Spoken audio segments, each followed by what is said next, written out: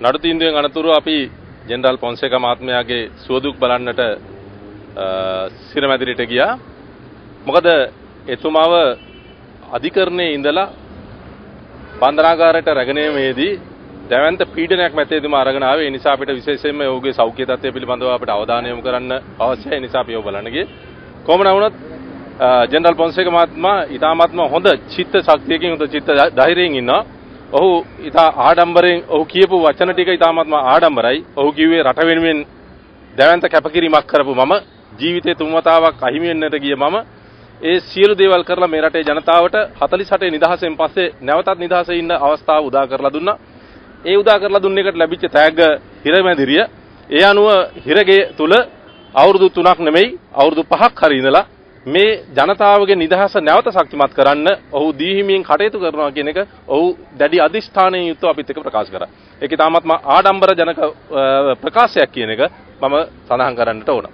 මේ රට බේරගත්ත අපි ආදරය කරන ජනතුමාව බලන්න ආවා.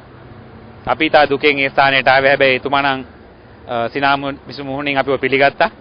පිළිඅරන් කිව්වා එතුමා දැනගෙන හිටියා කියලා එතුමාට මේ ආකාරයේ නඩු තීන්දුව ගණනාවක්ම ලැබෙයි කියලා. මේ රට බේරලා දුන්නු වාසනාවට එතුමාට ලැබෙන තෑග්ග තමයි මේක කියලා එතුමා hina වෙලා කිව්වා. ඉතින් ඉතාමත් චිත්ත ධෛර්යයෙන් යුතුව එතුමා සිටීම සම්බන්ධයෙන් අපි සතුටු වෙනවා.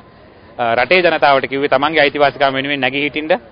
ඒ සඳහා එතුමාගේ උපරිම සහයෝගය හිරේ ඉඳලා අවුරුදු 5ක් නෙමෙයි 6ක් නෙමෙයි 7ක් නෙමෙයි ඕනම ගාන කාලයක් ඉඳලා එතුමා ඒ සහයෝගය ලැබලා දීලා මේ රටේ ජනතාවගේ නිදහස අපිට උරුම කරලා දෙනවා කියන ඒ මම හිතන්නේ නියම නායකයෙක් වශයෙන් අපේ රටට ලැබලා දුන්නු ඒ නිදහස හරියාකාරව භුක්ති විඳින්න අපිට සියලු දෙනාටම මේ දුප්පත් ජනතාව ගොඩ ගන්න සූරා කන හොරකම් කරන ඒ වගේම එක පිරිසකට පමණක් මේ රටේ සම්පත් ටික බෙදාගෙන ව්‍යාපාරයක් බවට රටපත් කරගෙන ඉන්න මේ දුර්දාන්ත ආණ්ඩුවට විරුද්ධව නැගී සිටලා දුප්පත් ජනතාවගේ අයිතිකම් වෙනුවෙන් ඒ දුප්පත් ජනතාවට ජීවත් වෙන්න පුළුවන් රටක් හදන්න එතුමාගේ සියලු සහයෝගය ලබා දෙන බවත් අපේ සහයෝගය එතුමාට දෙන බවත් කිසිම ભેදයකින් තොරව ඒ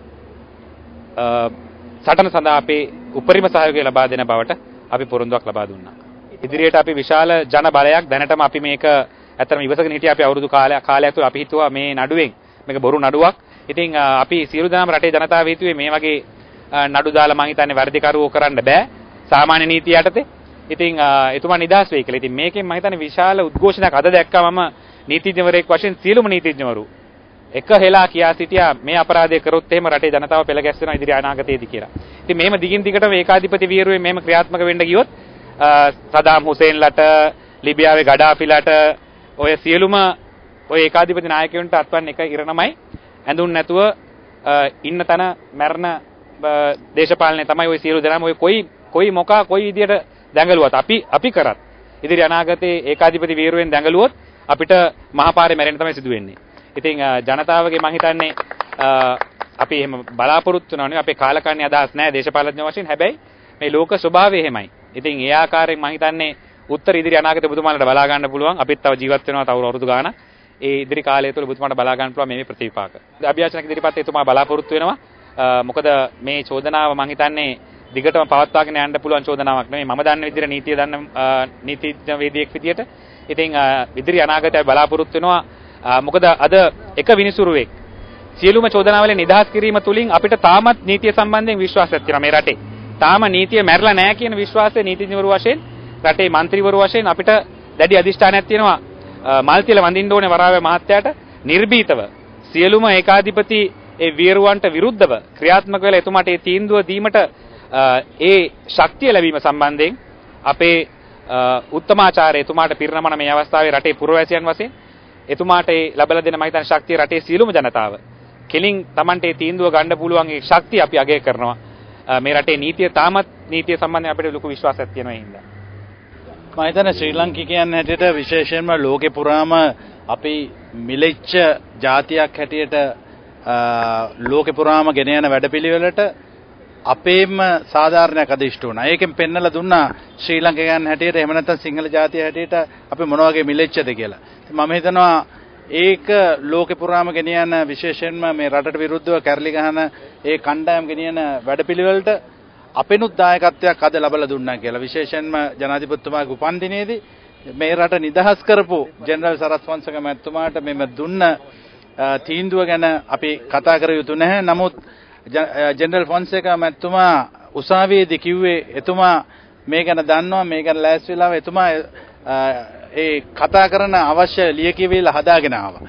ඉතින් අපි උනත් දන්න මට නම් මේක පුදුම දෙයක් නෙමෙයි. මේ රටේ පහුගිය කාලේ වෙච්ච දේවල්, නීතිය අතරගත්ත හැටි, නීතිය කොයි විදිහට ක්‍රියාත්මක වුණේ කියන තත්ත්වය අපි දැක්කා. ඉතින් මේක ඊයේ වෙච්ච දෙයකුයි අද වෙච්ච දෙයකුයි හෙට වෙන දෙයකුයි නෙමෙයි. ඉතින් මේ තත්ත්ව වෙනස් කරන්න උසාවියට ගිහිල්ලා අපිට කෑ ගහලා මෙව නවත්තන්න බෑ. පාරේ ගිහිල්ලා කෑ ගහලා නවත්තන්න මේ රටේ මහ ජනතාව එක්ක අහු වෙන කාලය ඇවිල්ලා තියෙනවා. එහෙම නැත්නම් අපිත් යන්නේ අර සුජීව සෙන්සිංහ මැතිතුමා කිව්වා වගේ ලෝකේ ඉන්න වියරු නායකත්වයට වෙච්ච දෙයකට අපි අද ගෙන යනවා. ඉතින් මම හිතනවා ඉල්ලා හිටනවා සියලු දෙනාටම එක්ක අහු වෙන්න ඕනේ කාලේ මේ රටේ නිදහස ලැබලා දීලා අද එක පවුලක් එක වාහනයක එක පවුලක් එක ගමනක් යන්න පුළුවන් තත්ත්වය ඇති කරපු මිනිස්සයාට අද මේ වෙන දේ ගැන ශ්‍රී ලාංකිකයෙක් හැටියටත් සිංහල ජාතියට ආදරය කරන කෙනෙක් හැටියටත් මම ඉතාමත් කනගාටු වෙනවා.